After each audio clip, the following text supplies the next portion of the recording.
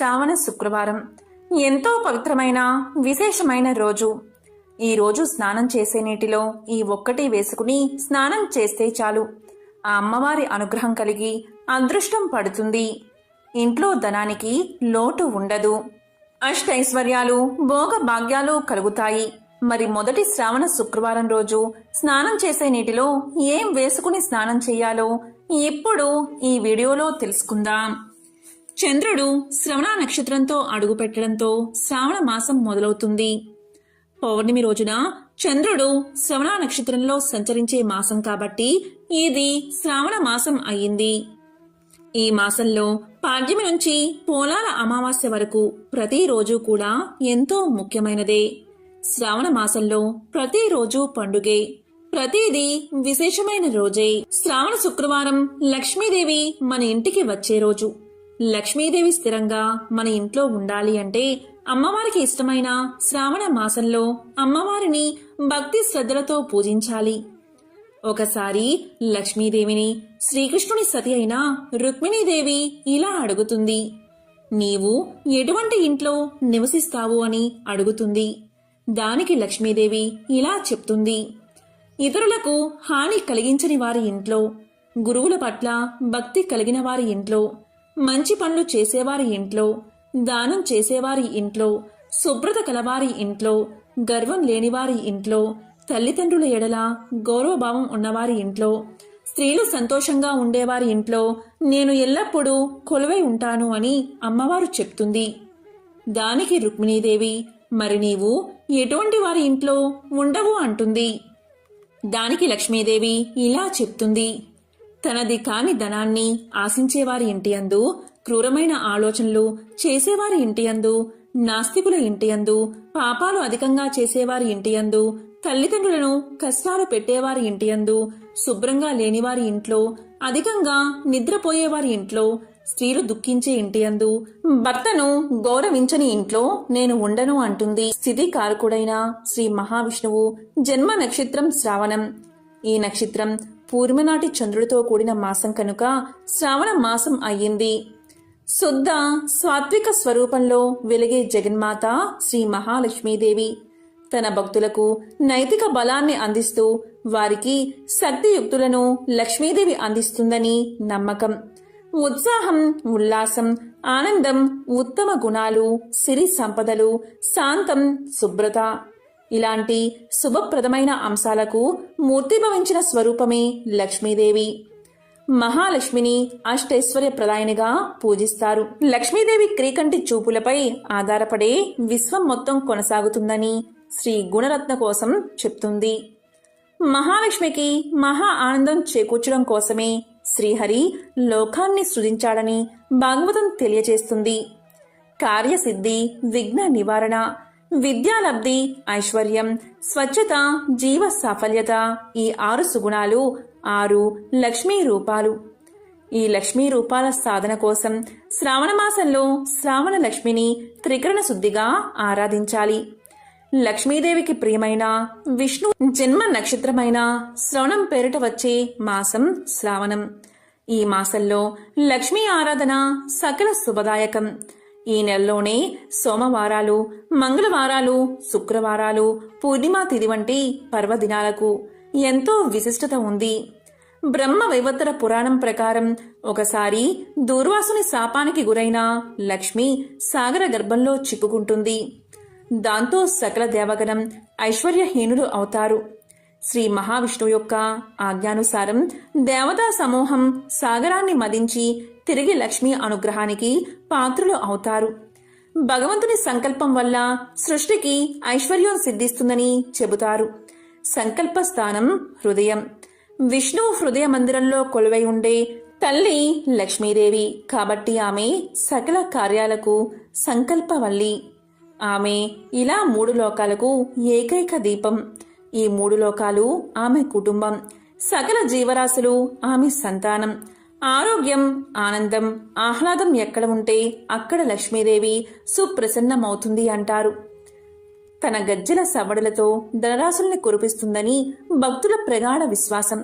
శ్రావణమాసం పెళ్లిళ్లకు శుభ సంకేతం.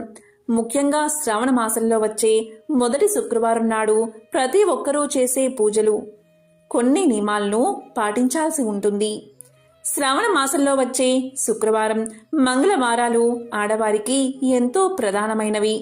శ్రావణ మాసంలో శుక్రవారం రోజున లక్ష్మీదేవిని పూజిస్తే మంగళవారం రోజున మంగళ గౌరీదేవిని పూజిస్తారు. శ్రావణ మాసం అంటేనే శ్రావణ శుక్రవారం అందరికీ గుర్తుకు వస్తుంది.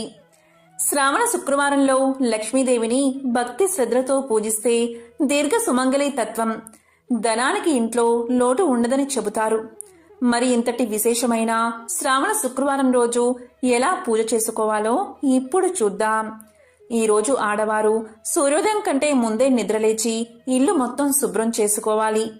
వాకిట్లో గడపకు పసుపు కుంకుమ బొట్లు పెట్టి గడప ముందు కల్లాపు చల్లి ముగ్గులు పెట్టాలి.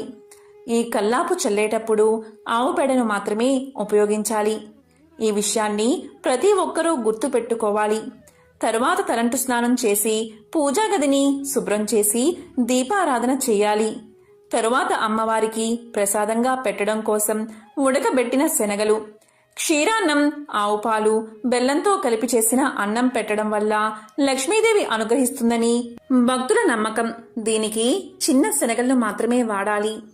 అలా పెట్టిన తర్వాత అమ్మవారిని పసుపు కుంకుమలతో పువ్వులతో అలంకరణ చేయాలి. తరువాత అమ్మవారి కోసం ప్రత్యేకంగా ఏర్పాటు చేసిన నైవేద్యాన్ని విస్తరాకుల్లో ఉంచి అమ్మవారి ముందు పెట్టాలి. అరిటాకులో పెడితే చాలా మంచిది. ముఖ్యంగా పూజ చేసే ఆడవాళ్లు ఎరుపు లేదా పసుపు లేదా ఆకుపచ్చని రంగు కలిగిన బట్టలు కట్టుకోవాలి. ముఖానికి చేతులకు కూడా పసుపు రాసుకుని కుంకుమ బొట్టు పెట్టుకున్న తర్వాత లక్ష్మీదేవిని పూజిస్తే ఆమె త్వరగా ప్రసన్నమవుతుంది. ఇక ఈరోజు లక్ష్మీదేవి పటం ముందు ఆవునేతితో 2 దీపాలు 3 వత్తులు వేసి వెలిగించాలి. ఇక అమ్మవారి దగ్గర నైవేద్యాలు పెట్టాలి. పాలతో చేసిన పదార్థాలు అమ్మవారికి ఎంతో ఇష్టం. ఇక పువ్వులతో అమ్మవారిని అర్చించే ముందు ఓం లక్ష్మీ నమో నమః అనే మంత్రాన్ని వీలైనన్నిసార్లు జపించాలి. ధూపదీప నైవేద్యాలతో అమ్మను పూజించాలి. తరువాత మీ మనసులోని కోరిక చెప్పుకుని దాన్ని నెరవేర్చమని అమ్మవారికి నమస్కారం చేసుకోవాలి. ఇలా చేస్తే అమ్మవారు మీ ఇంట్లోకి వచ్చి ధనాన్ని కురిపిస్తుంది, మీ కోరికను నెరవేరుస్తుంది. మొదటి శుక్రవారంతో పాటు మిగతా 3 శుక్రవారాల్లో కూడా పూజ ఇలానే చేసుకోవడం వల్ల లక్ష్మీ అమ్మవారు ప్రసన్నం చెంది ఆమె కరుణా కటాక్షాలను మనపై ఉంచుతుంది. దీనివల్ల ఆయురారోగ్యాలతో సిరి సంపదలతో కుటుంబమంతా సంతోషంగా ఉంటుందని శాస్త్రాలు తెలియచేస్తున్నాయి. అలాగే పౌర్ణమికి ముందు వచ్చే శుక్రవారం రోజు వరలక్ష్మి వ్రతాన్ని ఆచరించాలి. శ్రావణ మాసంలో వచ్చే శుక్రవారాలలో ఉపవాసం ఉండి అమ్మవారిని ప్రార్థించే వారికి దీర్ఘ సుమంగళి ప్రాప్తంతో పాటు ఆ గృహంలో సిరి సంపదలు వెల్లు విరుస్తాయని, ధనానికి లోటు ఉండదని చెప్తూ ఉంటారు. శ్రావణ మాసంలో ప్రతి శుక్రవారం మహాలక్ష్మి లేదా అమ్మవారి ఆలయాలను దర్శించుకునే వారికి పుణ్య ఫలితాలు చేకూరతాయని విశ్వాసం. అంతేకాదు మల్లె పువ్వులు, కస్తూరి, జాజి పూలను అమ్మవారి కోసం సమర్పించి నేతితో దీపం వెలిగించే వారికి ఈది బాధలు తొలగి అనుకున్న కార్యాలు నెరవేరతాయని శాస్త్రాలు చెబుతున్నాయి. అదేవిధంగా శుక్రవారం రోజు ఇంటికి వచ్చిన ముత్తైదులకు కుంకుమను, మంచినీటిని ఇచ్చి వారి దగ్గర ఆశీర్వాదం తీసుకుంటే లక్ష్మీదేవి సంతోషించి ధన వర్షం కురిపిస్తుందట. ఇక శుక్రవారం రోజు సాయంత్రం 5:45 నుండి 6:15 మధ్య వెలిగించే దీపాన్ని జ్యోతిలక్ష్మి అని పిలుస్తారు. ఈ విధంగా ఈ సమయంలో లక్ష్మీదేవి ముందు దీపాన్ని వెలిగిస్తే అష్టలక్ష్ముల అనుగ్రహం మీకు లభిస్తుంది. ఈ సమయంలో దీపాన్ని వెలిగించడం వల్ల అన్ని రకాల పాపాలు నివృత్తి అయ్యి ఆర్థిక ఇబ్బందులు తొలగి ఐశ్వర్యం సిద్ధిస్తుంది. అదేవిధంగా శ్రావణ శుక్రవారాల్లో ఈ మంత్రాన్ని ఎవరైతే వీలైనన్నిసార్లు జపిస్తారో అలాంటి వారి ఇంట్లో దరిద్రం పారిపోయి అష్టైశ్వర్యాలు కలుగుతాయి. ఆ మంత్రం ఏంటి అంటే ఓం శ్రీం హ్రీం దారిద్ర వినాశిన్యై ధనధాన్య సమృద్ధిం దేహి దేహి నమః. ఈ మంత్రాన్ని ప్రతి శుక్రవారము జపించడం వల్ల ఇక మీ ఇంట్లో అన్ని శుభాలే కలుగుతాయి. శనగలు అంటే అమ్మవారికి చాలా ప్రీతికరం. ఇవి మన ఆరోగ్యానికి కూడా చాలా మంచిది. లక్ష్మీదేవికి ఇష్టమైన శనగలు నానబెట్టి అమ్మవారికి నైవేద్యంగా పెట్టాలి. ఇక శుక్రవారం రోజు ఎవరైనా సరే ఇంట్లో మాంసాహారం తినకూడదు, అలాగే వండకూడదు. ఇలా చేస్తే పరమ దరిద్రాన్ని కలిగిస్తుంది. ఈరోజు నానబెట్టిన శనగలు అమ్మవారికి నైవేద్యంగా పెట్టి వాటిని ప్రసాదంగా స్వీకరిస్తే ఎంతో మహాపుణ్యం కలుగుతుంది. శ్రావణ మాసంలో వచ్చే శుక్రవారం రోజు శ్రద్ధాభక్తులతో కొన్ని పనులు చేయడం వల్ల శ్రావణలక్ష్మి మన ఇంట్లో కొలువై ఉంటుంది.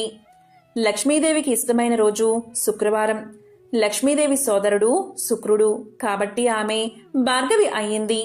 అందుకే శుక్రవారం లక్ష్మీదేవికి పుట్టింటి వారం. ఆడపిల్లకి పుట్టినిల్లు అంటే చాలా ఇష్టం. లక్ష్మీదేవికి కూడా పుట్టినిల్లు అంటే ఇష్టం. మొదటి శ్రావణ శుక్రవారం రోజు కామాక్షి దీపాన్ని తప్పకుండా వెలిగించండి.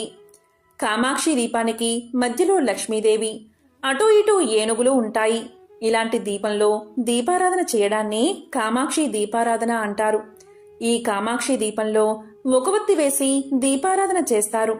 మామూలు ప్రమిదల్లో ఒక ఒత్తితో దీపారాధన చేయరు, కానీ కామాక్షి దీపంలో ఒక ఒత్తితో దీపారాధన చేస్తారు. ఈ కామాక్షి దీపంలో లక్ష్మీ తామర ఒత్తులతో నువ్వుల నూనెతో దీపారాధన చేస్తే మన ఇంట్లో లక్ష్మీదేవి కొలువై ఉంటుంది. ఇలా చేస్తే గజలక్ష్మి అనుగ్రహిస్తుంది. ఇలా శ్రావణ శుక్రవారం రోజు చేస్తే అష్టైశ్వర్యాలు, భోగ భాగ్యాలు కలుగుతాయి. ఇక లక్ష్మీదేవి పటం ఎలా ఉండాలో ఇప్పుడు తెలుసుకుందాం. ఇది చాలా ముఖ్యమైన విషయం. లక్ష్మీదేవి అమ్మవారు పద్మంలో కూర్చుని ఉండాలి. పచ్చని రంగు చీరను కానీ ఎరుపు రంగు చీరను కానీ కట్టుకుని ఉండాలి. అమ్మవారికి అటూ ఇటూ ఏనుగులు ఉండాలి. ఈరోజు అమ్మవారిని మారేడు దళాలతో పూజిస్తే చాలా మంచిది. ఇక వరలక్ష్మి వ్రతం రోజు వరలక్ష్మి వ్రతం చేసుకోలేని వారు ఈ మాసంలో వచ్చే ఏ శుక్రవారం రోజైనా పూజ చేసుకోవచ్చు. ఇక ఈరోజు స్నానం చేసే సమయంలో చిటికెడు పసుపును నీటిలో వేసుకుని స్నానం చేసేవారికి లక్ష్మీదేవి అనుగ్రహం కలిగి అదృష్టం తలుపు తడుతుంది. ధనానికి లోటు లేకుండా అమ్మవారు దీవిస్తుంది. అష్టైశ్వర్యాలు కలిగేలా చేస్తుంది. అంతేకాదు ప్రతి శుక్రవారము కూడా స్నానం చేసే నీటిలో ఓం శ్రీం నమః అనే లక్ష్మీ బీజాక్షర మంత్రాన్ని వేలితో కానీ తమలపాకుతో కానీ నీటిలో రాసి అప్పుడు స్నానం చేయాలి.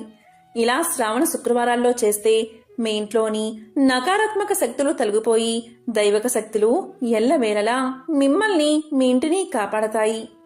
అయితే శ్రావణ మాసంలో లేదా శ్రావణ శుక్రవారాల్లో ఇలాంటి పనులు అస్సలు చేయకూడదు. మరి అవి ఏంటి అంటే, ఈరోజు తల స్నానం చేస్తున్న వారికి, పరిగెత్తే వారికి నమస్కారం చేయకూడదు. భార్య గర్భవతిగా ఉన్నప్పుడు నదీ స్నానము, సముద్ర స్నానము, పర్వతారోహణము చెయ్యరాదు. క్షౌరం చేయించుకోకూడదు. స్త్రీలను కాటుక ధరించేటప్పుడు అస్సలు చూడకూడదు. ఉదయించేటప్పుడు, అస్తమించేటప్పుడు సూర్యుణ్ణి నీళ్లలోనూ అద్దంలోనూ చూడరాదు. అలాగే తన నీడను నీటిలో చూసుకోకూడదు. రాత్రివేళ చెట్ల ఆకులు కొయ్యకూడదు. తలకు శరీరానికి నూనె రాసుకుని మలమూత్ర విసర్జనకు వెళ్లరాదు. భోజనం చేస్తున్నప్పుడు, ఆవరిస్తున్నప్పుడు, తుమ్ముతున్నప్పుడు భార్యని చూడరాదు. చతుర్దశి నాడు పాలు తాగరాదు. అమావాస్య నాడు స్త్రీ పురుషులు కలవరాదు. మొలతాడు లేకుండా మగవారు బయటికి రాకూడదు. గుమ్మడికాయను స్త్రీలు ఎలా పగలగొట్టకూడదో అలాగే దీపాన్ని పురుషులు ఆర్పకూడదు. నీళ్లు తాగే జంతువుల్ని, పాలు తాగుతున్న దూడని అస్సలు అదిరించరాదు. ఇలాంటి పనులు చేయకూడదు. పరిశుద్ధమే లక్ష్మీదేవికి పుట్టినిల్లు. ఎక్కడైతే భక్తి ఉంటుందో, ఎక్కడైతే పచ్చని పువ్వులు ఉంటాయో, పెద్దలు గురువులు ఎక్కడైతే పూజలు అందుకుంటారో అక్కడ లక్ష్మీదేవి స్థిర నివాసం ఉంటుంది. ప్రతిరోజు సూర్యుడు ఉదయించే సమయాన్ని చూసేవారికి లక్ష్మీ కటాక్షం తప్పక కలుగుతుంది. సూర్యుడు అస్తమించే వేళ నిద్రించేవారు ఆమెకు నచ్చరు. ఇంటి ముందు ముగ్గులు, పసుపు, కుంకుమ, నిత్య పూజలు, తోరణాలు ఉన్న చోట లక్ష్మీదేవి స్వాగత సత్కారాల్ని ఎల్లవెల్లలా అందుకుంటుంది.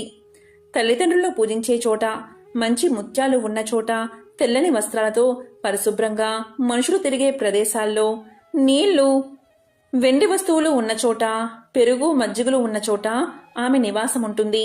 నలుగుపిండితో స్నానం చేసే స్త్రీలు ఉన్న చోట, వడపప్పు ప్రసాదంగా పెట్టే చోట, అంతఃస్వరూపులు ఉండే చోట, ఎప్పుడూ నవ్వుతూ ఉండేవారు చోట లక్ష్మీదేవి స్థిర నివాసం ఏర్పాటు చేసుకుంటుంది. ముఖ్యంగా ఎక్కడైతే శ్రీ మహావిష్ణువు పూజించబడతాడో అక్కడ శ్రీ మహాలక్ష్మి తప్పకుండా కొలువై ఉంటుంది.